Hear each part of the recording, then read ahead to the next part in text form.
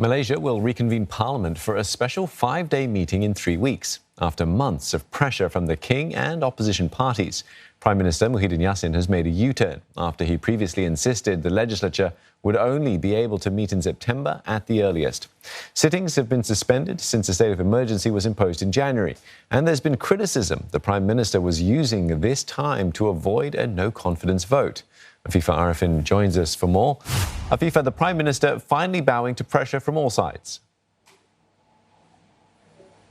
That's right, Steve. So prior to today's announcement, Malaysia's Prime Minister Muhyiddin Yassin had faced a growing pressure to reconvene Parliament. This amid mounting criticism over his government's handling of the COVID-19 pandemic in the country. Now, the Perikatan Nasional administration had refused to cave in until today, with various camps speculating, as you said, that the Prime Minister has been trying to delay opening Parliament in order to prevent the opposition from ousting him through a vote of no confidence.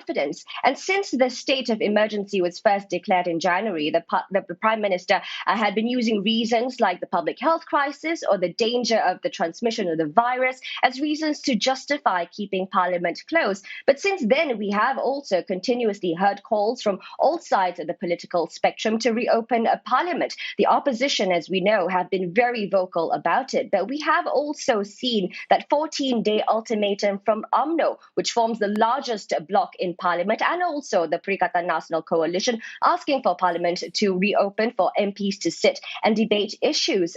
Today's announcement also comes after pressure from the Malaysian King himself, Sultan Abdullah Riyaduddin, who had issued 2 statements in the last 2 weeks calling on the Prime Minister to open Parliament as soon as possible. And what's the aim of this 5-day sitting then?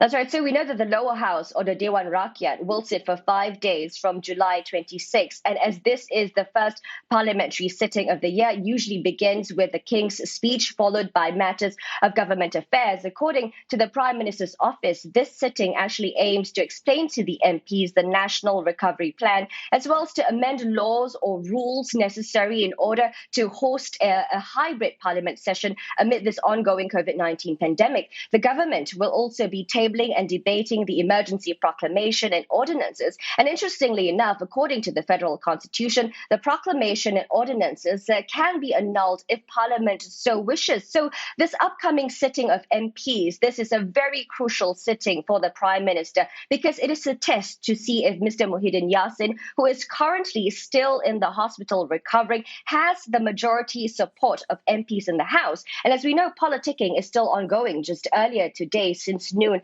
UMNO leaders were meeting at the party headquarters in Kuala Lumpur to discuss the possibility of leaving the Perikatan Nasional Coalition. We also do understand that that idea had been snubbed by several MPs in the party. So there's still a couple of weeks to go before the sitting on July 26. We will have to see how things play out before all the MPs officially meet. Thanks for that, Afifah. Afifah Arifin, following developments in Malaysia.